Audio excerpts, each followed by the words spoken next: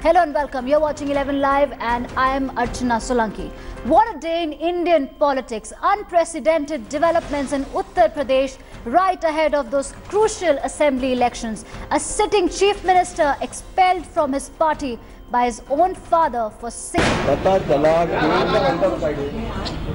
मुख्यमंत्री अखिलेश यादव का भी समर्थन इसमें है, इसे उनको भी 6 साल के लिए निकाला जाता है। That's real life dangle taking place in Uttar Pradesh. The year 2016 could not have ended on a more politically charged and dramatic note. In the biggest political development in the state through the year, the Samajwadi Party has officially been sliced in two. Mulayam Singh Yadav has expelled his son and the Chief Minister of Uttar Pradesh, Akhilesh Yadav, and his cousin Ram Gopal Yadav for 6 years after Akhilesh refused to back down and released a parallel list of candidates.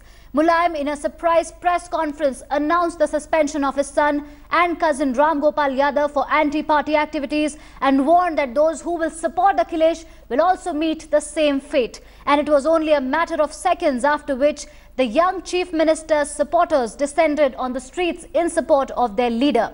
The state has been put on high alert and security has been beefed up at Mulayam Singh's ancestral village in Etawah. Akhilesh Yadav will now meet his MLAs on Saturday at 9 a.m. Speculations are rife over what will happen next in the poll-bound state, whether Akhilesh will float a new party or quit as chief minister. Sources have also told India Today that Congress is closely watching this development and an alliance between Rahul Gandhi and Akhilesh is likely.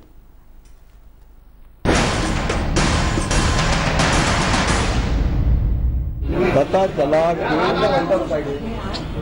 मुख्यमंत्री अखिलेश यादव का भी समर्थन इसमें है, इसे उनको भी 6 साल के लिए निकाला जाता है।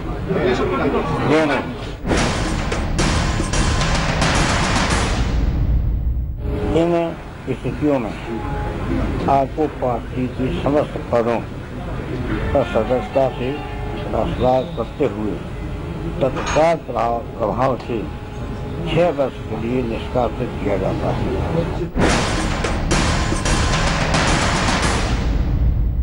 अब इसका भविष्य भी खत्म कर दिया रामपा ने। हम आज बता रहे हैं अखिलेश का भविष्य खत्म कर दिया। अब तो ये विवादित कर दिया इसको और ये समझ ही नहीं पा रहा।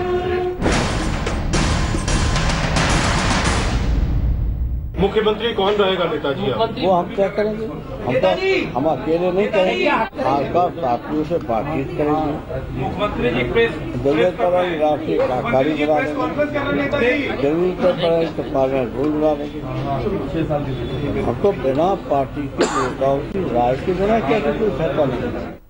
So there you heard the Samajwadi Party Supremo Mulayam Singh Yadav not mincing words.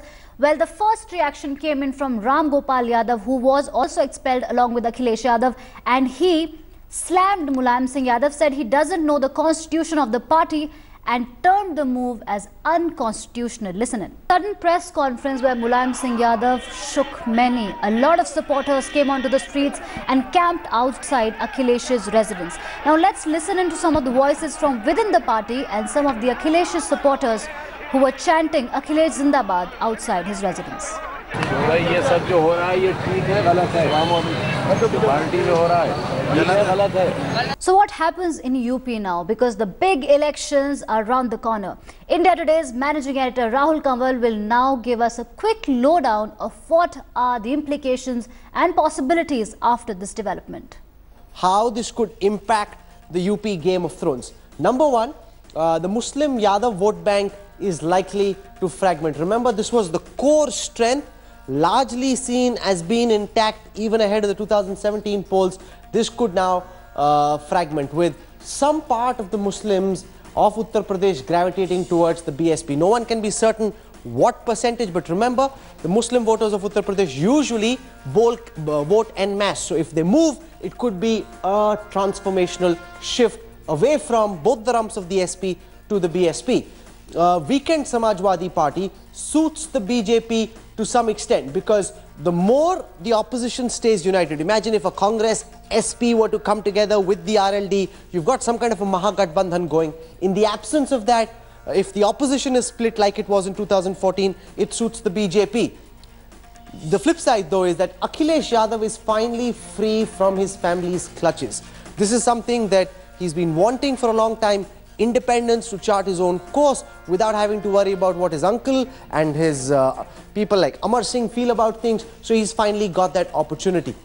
We know at this time senior Congress leaders are in Lucknow looking at the situation very carefully. They're working behind the scenes to form a Rahul Gandhi Akhilesh alliance. Rahul Gandhi in Congress meetings has said he likes Akhilesh, he likes the work he's done, he'd like to work with the man. He said this in Congress meetings. Akhilesh too has spoken highly of Rahul Gandhi in public platforms, like when he came to the India Today State of States conclave. Candidates on both SP lists will have to now pick a side. Remember, there are 168 leaders who are on both the lists put out by the father and the son. They'll need to pick between the father and the son. Number 7, the elections in 2017 will decide who inherits the idea of Samajwad.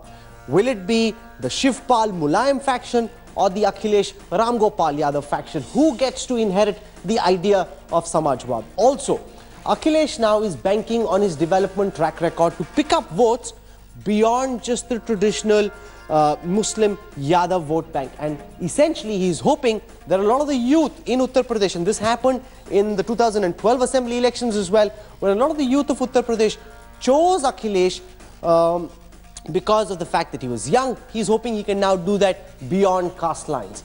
And finally, takeaway number 10, the BJP would not want Muslims gravitating en masse to the BSP. All right, so that was India Today's managing editor Rahul Kanwal, who was telling us what the implications could be after this development. Now let's tell you what happened. The trigger was when Akhilesh Yadav yesterday released a parallel list. Now let's tell you the difference between the two lists, one by Mulayam Singh, the other by Akhilesh. So the Mulayam list had 325 candidates, whereas the Akhilesh list contained 235 candidates. In the Mulayam list, we had the names of 176 MLAs, whereas 171 sitting MLAs featured in Akhilesh's list. 30 ministers were there in Mulayam's list, whereas Akhilesh chose 36 ministers in his list. Now this is interesting. 88 Mulayam loyalists were given space in his list, while 65 Mulayam loyalists got featured in Akhilesh's list. Now let's take a look at Akhilesh's loyalist. Only 56, now this number is crucial, only 56 loyalists, Akhilesh loyalists, made their way in the Mulayam list, and obviously 110 Akhilesh loyalists got space in Akhilesh's list. Now the other way around, Shivpal loyalists, a whopping 164 Shivpal loyalists made the cut in Mulayam's list, whereas only 60 made the cut in Akhilesh's list. Now another number which should concern you and everybody who's in Uttar Pradesh, the number of tainted people who got featured in the list of Mulayam Singh Yadav was 77, whereas 38 tainted names got place in Akhilesh's list. Now the Yadav Muslim candidates, 114 people got place in Mulayam's list, whereas 56 got in Akhilesh's list, and the so-called upper castes, 63 of them got space in Mulayam's list and 31 got space in Akhilesh's list. Now every political party which holds a major stake in Uttar Pradesh is watching all the developments on Uttar Pradesh with bated breath, be it the BJP, be it the Congress, be it the BSP. And this development has set the political corridors buzzing. Let's listen in to some of the political reactions. अब उनके अंदर की लड़ाई है, लेकिन ये कौन सी party है जो चुनाव के पहले इस तरह से टूट रही है?